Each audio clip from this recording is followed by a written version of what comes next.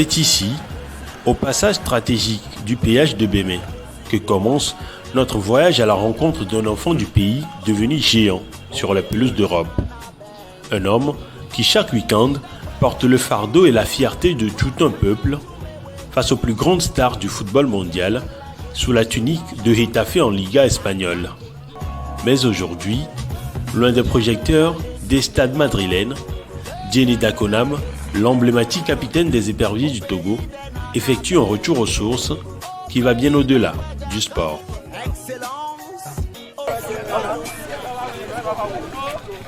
Nous sommes à Kpélé, et plus précisément à Tikor. Ici, le football n'est pas qu'un jeu, c'est une foi, une identité, et le capitaine est leur héros absolu. Bienvenue dans cette émission exceptionnelle, au cœur d'une communion historique. Ces visages, cette clameur, la préfecture de Kpélé a tout simplement arrêté le temps. Dès l'entrée de la localité, une marée humaine s'est formée spontanément pour escorter son capitaine. Une parade improvisée où la poussière des pistes de Tikor se mêle à la poussière d'étoiles que ramène le défenseur international. Pour ces milliers de fans, voir Diéné Dakonam en chair et en os arpenter leur rue, c'est l'accomplissement d'un rêve lointain, c'est la preuve vivante que l'on peut partir de rien, braver les obstacles et s'imposer au sommet du football mondial.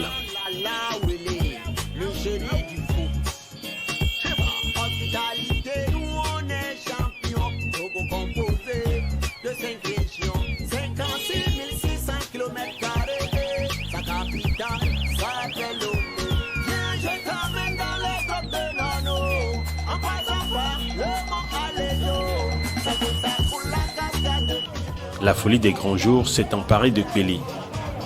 Les cris de ralliement fusent. Ces chants à la gloire du numéro 21 togolais résonnent comme un hymne à la persévérance. À chaque mètre, le cortège avance à pas de tortue, freiné par l'amour brut et débordant d'une jeunesse qui voit en lui un modèle de réussite, un miroir de ses propres espoirs.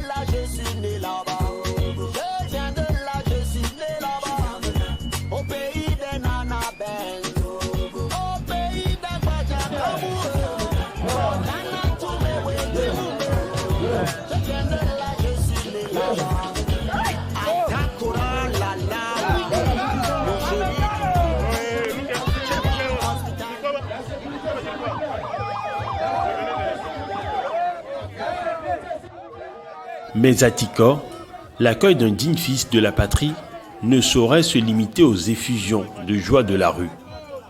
Nous sommes sur une terre de tradition, d'histoire et de respect.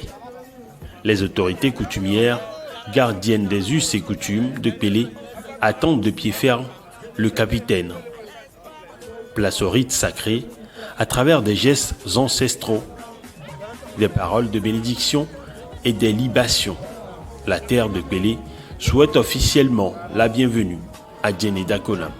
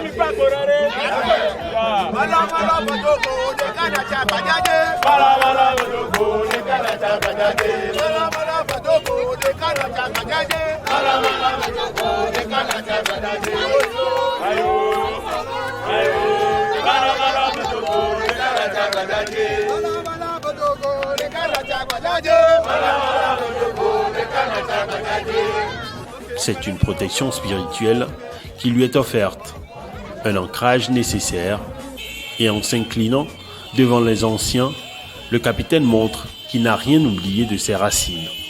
Malgré la gloire européenne, il reste un fils du terroir et respectueux des valeurs qui fondent l'identité togolaise. Oui, c'est la première fois de fouler ce sol. Et franchement, l'accueil a été chaleureux. Je suis très content, très ravi de la population de Kpélé. Et je crois que ce n'est que le début. Le soir, je crois qu'ils sont aussi nombreux au stade et on va essayer de profiter ensemble. Pour ce rendez-vous historique, le capitaine n'est pas venu seul. Il a mobilisé l'artillerie lourde du football national. À sa côté, des figures bien connues du public togolais. L'expérimenté et talentueux Omedové, ainsi que le virevoltant Evra Agbagnon. Une constellation de stars togolaises venues donner encore plus de relief à cette journée mémorable. Mais si cette rencontre a pu voir le jour, c'est grâce à la vision et l'abnégation d'un homme de l'ombre. Son nom, Léo Aluka. Amoureux du ballon rond, figure respectée et digne représentant de la diaspora de Kpélé, c'est lui qui a initié, pensé et porté à bout de bras ce grand rassemblement. Pour Léo Aluka, ramener ses icônes nationales à Tiko, c'est un acte d'amour envers sa communauté, une manière de prouver que la diaspora n'oublie jamais d'où elle vient et qu'elle œuvre sans cesse pour le rayonnement de sa terre natale.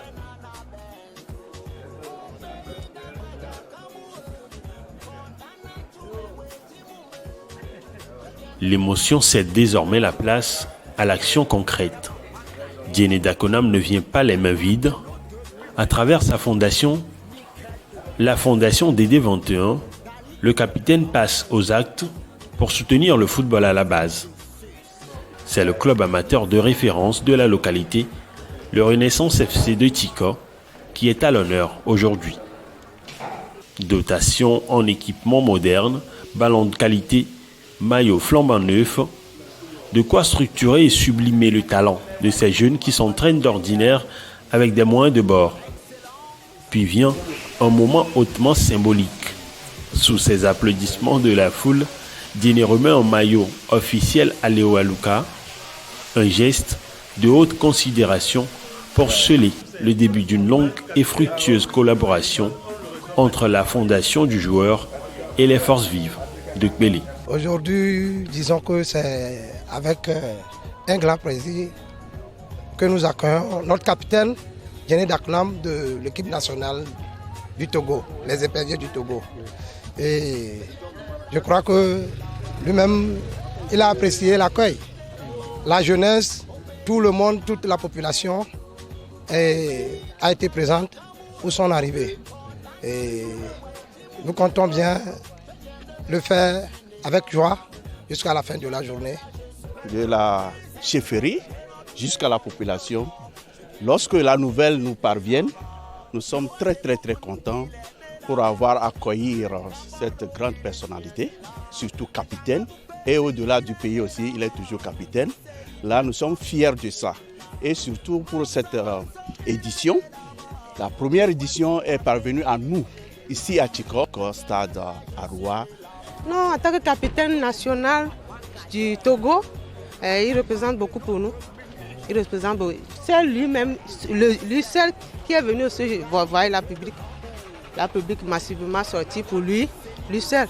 Donc on voulait qu'il nous fasse savoir plus, comme lui aussi là pour avancer dans le foot, qu'il nous fait aussi que nous encourager d'avancer plus que lui. Pour ces dirigeants de la communauté, cette visite est un séisme de bonheur. Elle redonne de la dignité à une jeunesse qui se sent souvent éloignée des grands centres décisionnels du football. La ferveur populaire bat son plein. Les cœurs sont conquis, mais l'événement est loin d'avoir livré toutes ses promesses. Le plus attendu reste à venir. Après l'accueil triomphal et la ferveur des premiers instants, place au rectangle vert. Nous revoici à Tiko pour la deuxième partie de notre immersion à Kpélé, aux côtés de Jenny Dakonam. L'effervescence n'est pas tombée d'un cran, bien au contraire. Le public s'est massé tout autour du terrain local pour assister à un moment rare, voir évoluer les professionnels face au talent du cru. On aurait pu s'attendre à une simple exhibition décontractée, à une récréation festive. C'est mal connaître Jenny Dakonam. Pour le capitaine de Getafe, le football exige le même respect qu'on soit au Coliseum Alfonso Pérez de Madrid ou sur la terre battue de Tiko. Avant le coup d'envoi, la bande à Jenny, l'équipe des D21 truffée de stars nationales, s'offre une véritable séance d'entraînement ouverte au public. Et le capitaine y met de la rigueur, beaucoup de rigueur. On hausse le ton, on peaufine les placements, on applique les consignes de pressing. Jenny recadre ses coéquipiers d'un jour avec le même sérieux que s'il s'agissait d'un match crucial de qualification pour les éperviers du Togo. Le public apprécie le spectacle. C'est une masterclass de professionnalisme dispensée sous leurs yeux. Face à cette armada de professionnels, les gaillards de Kpélé ne comptent pas faire de la figuration. Certes, le respect pour le capitaine est immense, mais sur le terrain, l'honneur de la préfecture est en jeu. Autour de leur staff de fortune, les locaux se rassemblent. Quelques conseils stratégiques et les voilà prêts à défier les lois de la logique sportive. Ils ont l'avantage du terrain, la ferveur du public et une motivation décuplée, celle de pouvoir dire un jour à leurs enfants « J'ai joué contre Jenny Dakonam ». Le protocole traditionnel accompli, le coup de sifflet initial retentit enfin. Les circonstances sont uniques. Certes, la pelouse est bien loin des standards parfaits de la Liga espagnole. Ici, la terre est dure, les rebonds sont capricieux, mais le cœur y est. C'est un match âprement disputé, qui s'offre à ces milliers de spectateurs extasiés. L'équipe des D21 déploie son jeu technique, mais les gaillards de Kpélé opposent un bloc physique et une solidarité héroïque. Chaque tacle de Jenny est salué comme un but. Le capitaine ne lâche rien, il va au duel, montre l'exemple. Le public retient son souffle devant l'intensité des débats. Ce n'est plus un simple match d'exhibition, c'est un combat sportif amical et mémorable où chaque équipe veut inscrire son nom au tableau d'affichage de cette journée historique. Et le tournant du match finit par arriver. Sur l'ouverture lumineuse, la faille est trouvée dans la défense héroïque des gaillards. C'est Ivra Agbagnon qui surgit au bon moment pour loger le coup au fond des filets. Un but splendide qui fait chavirer le stade de Tiko dans une douce euphorie. Ce sera l'unique réalisation de la partie. L'équipe des D21 l'emporte 1-0, mais l'essentiel est ailleurs. Le public a eu droit à du grand spectacle, du fair play et des souvenirs gravés à jamais. Sincèrement, c'était un match bien tendu, un match équilibré, mais on est là pour profiter du moment. Ils ont été corrects, on a été corrects. Je crois qu'il n'y a pas eu de blessés, c'est très important. Et voilà, le football c'est une passion. Et je crois qu'aujourd'hui, avec le public qui est sorti abondamment, on a essayé de profiter du moment ensemble. Donc c'est ça aussi le football. Donc moi je suis là, je vais l'accompagner parce que c'est un domaine footballistique, c'est mon domaine. Donc il m'a demandé de l'aide, je vais essayer de l'aider et ensemble nous pouvons bâtir quelque chose de bon. La promesse c'est quoi? C'est je vais donner tout ce que je peux pour essayer d'aider le projet à aller plus vite. C'est le hasard qui fait le larron.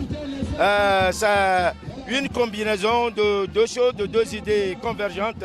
D'abord le capitaine Dédé Dakonam qui voudrait qu'on organise un match de football dans le Kpélé. Alors nous avons saisi l'occasion pour l'inviter et il a fait venir ici son équipe, une sélection de ses amis, quelques éperviers. Et vous avez vu, vous jouez face au Gaïa Club de Koloto.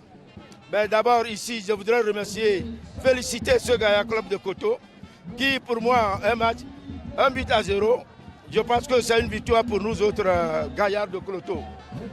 Donc voilà un peu, c'est une idée convergente de deux personnes, surtout le capitaine Dakonan qui a bien voulu venir jouer dans le Koloto et nous avons saisi l'occasion pour l'inviter.